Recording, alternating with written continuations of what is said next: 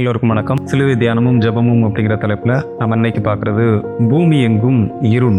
மத்த 27:45-46 வாசிக்கிறேன் பாருங்க. 6ஆம் மணி நேரம் முதல் 9ஆம் மணி நேரம் வரைக்கும் பூமி எங்கும் அந்தகாரம் உண்டாயிற்று.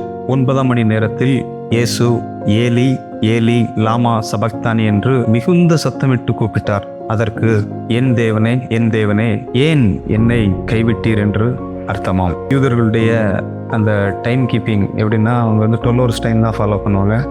அவங்களுக்கு ஃபர்ஸ்ட் ஹவர் எப்போ ஆரம்பிக்கும்னா காலையில் 6 மணிக்கு. நமக்கு காலையில் 6 மணின்னு சொல்கிறோம்ல, காலையில் 6 மணிக்கு வந்து அவங்களுக்கு வந்து ஃபர்ஸ்ட் ஹவர் அப்படின்னு என்ன அர்த்தம்னா, 6ஆம் மணி நேரம்னா என்ன அர்த்தம்னா அது மதியம் 12 மணி.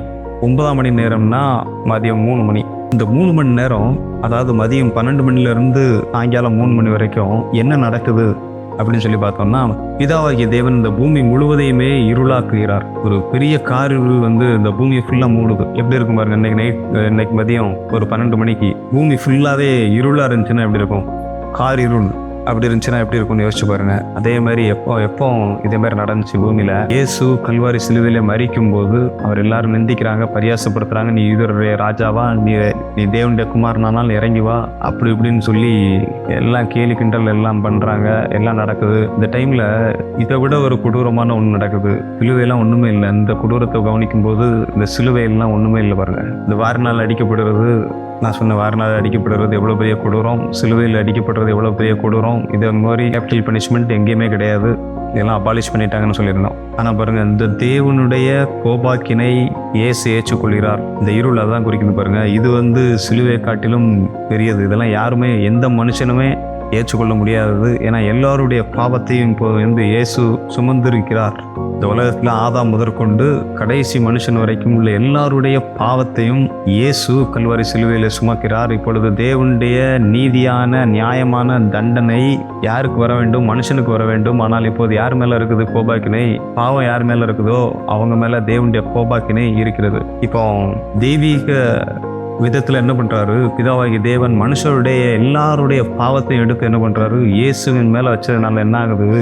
தேவன், பிதாவாகிய தேவனை பாருங்க, அவரை பத்தி சொல்லியிருக்குது, அவர் பாவத்தை நோக்கி பார்க்காத சுத்த கண்ணர். அவர் வந்து பாவத்தெல்லாம் போய் பார்த்துட்டுலாம் இருக்க மாட்டார். பாவத்தை நோக்கி பார்க்காத சுத்த கண்ணர். அவர் பரிசுத்தமானவர். பரிசுத்தர் பரிசுத்தர் பரிசுத்தர், அப்படிப்பட்ட தேவன் அவர். இவர் இப்போ இயேசுவை பார்க்கும்போது இப்போ எப்படி இருக்கிறாரு? பாவமே இல்லாதவர் இப்பொழுது நமக்காக பாவமாக்கப்பட்டிருக்கிறார். இப்போ பார்க்கும்போது தேவனுடைய கோபாக்கினை அங்கே பச்சி எரிகிறது. தேவன் இயேசு அப்படிதான் பார்க்குறாரு. இப்போ தேவனுடைய நியாயத்தீர்ப்பு இப்போ யார் மேல இருக்குன்னா இயேசுவின் மேல முழுவதும் கொட்டப்படுகிறது.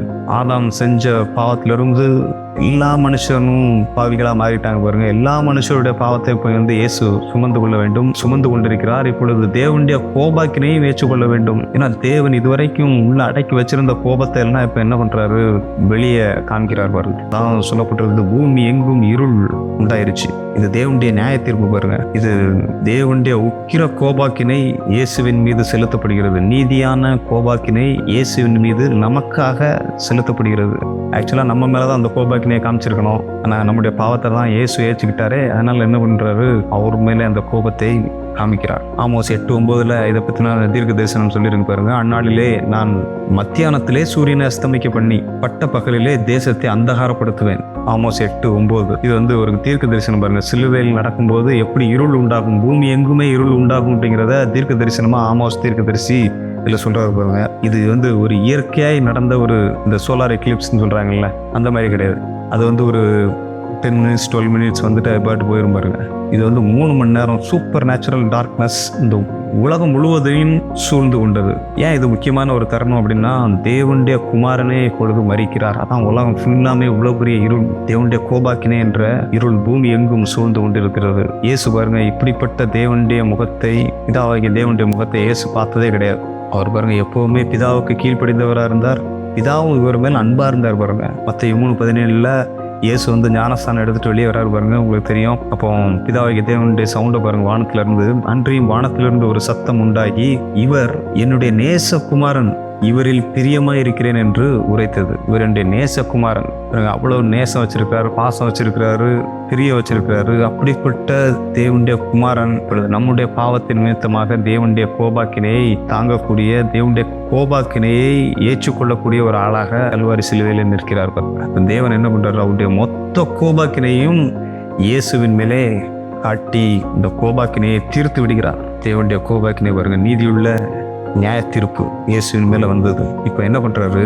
இப்படிப்பட்ட தேவன் இப்போ நம்மளை எப்படி பார்க்குறாரு, மனுஷன் எப்படி பார்க்குறாரு அப்படின்னு சொன்னால், ஏசாயா 54:9 சொல்லியிருக்கு பாருங்க, உன்மேல் நான் கோபம் கொள்வதில்லை என்றும் நான் உன்னை கடிந்து கொள்வதில்லை என்றும் ஆணையிட்டேன். இப்படிப்பட்ட தேவன் பாருங்க, நம்மளுடைய பாவத்தை இயேசுவின் மேலே எடுத்து வச்சு உக்கிர கோபத்தையும் அவர் மேலே காமிச்சு எல்லா நியாயமான தண்டனையும் அவருக்கு கொடுத்து தேவனுடைய உக்கிர கோபாக்கினை, அந்த ஃபயர் ஆஃப் காட்னு சொல்றாங்க பாருங்க, தேவனுடைய அக்கினி இயேசுவின் மேலே பற்றி எரிந்தது. ஆனால் இயேசுவின் மேலே அந்த கோபாக்கினை காட்டினதால இப்போ என்ன செஞ்சுறாரு? நம் மீது கோபம் கொள்வதில்லை, நம்ம கடிந்து கொள்வதில்லை என்று ஆணையிட்டேன் அப்படின்றார். நம்முடைய தேவன் பாருங்க. நாம் ஜெபிப்போம். கர்த்தாவே, உம்மை ஸ்தோத்திரிக்கிறோம். கர்த்தாவே, இந்த ஆண்டவரே, இந்த நேரத்தில் ஆண்டவரே, இதை கேட்டுக்கொண்டிருக்கிற ஒவ்வொரு மக்களுக்காகவும் ஜெபிக்கிறேன். கர்த்தாவே, பூமி எங்கும் இருள் உண்டாயிருச்சு. தேவனுடைய கோபாக்கினை இயேசுவின் மீது செலுத்தப்பட்டது. எங்களுடைய பாவத்திற்காக இயேசு கல்வாரி சிலுவையிலே தேவனுடைய கோபாக்கினை முழுவதையும் ஏற்றுக்கொண்டு அதெல்லாம் அப்சர்வ் பண்ணி, கர்த்தாவே, இப்பொழுது தேவனிடத்தில் ஆண்டவரே எங்களுக்கு கிருபை கிடைத்திருக்கிறது, எங்களுக்கு சமாதானம் உண்டாயிருக்கிறது. இப்பொழுது தேவனிடத்தில் இருந்து எங்களுக்கு கோபாக்கினை இல்லை, நாங்கள் தேவனுடைய அன்பை பெற்றிருக்கிறோம். தேவனுக்கு நாங்கள் பிரியமானவர்கள். தேவன் எங்களை கடிந்து கொள்வதில்லை, அவர் எங்கள் மேல் கோபம் கொள்வதில்லை என்று ஆணையிட்டிருக்கிறார். கர்த்தாவே, வேளையெல்லாம் நாங்கள் அறிந்து கொள்ளும்படி, புரிந்து கொள்ளும்படி பரிசுத்த ஆவியானவர்களுக்கு உதவி செய்வீராக. இதை கேட்டுக்கொண்டு ஒவ்வொரு மக்களையும் பலப்படுத்துவீராக. கர்த்தாவே, நீரே பொறுப்படுத்திக் கொள்ளும், ஆசீர்வதியும். இயேசுவின் நாமத்திலே ஜெபிக்கிறோம் பிதாவே, ஆமென்.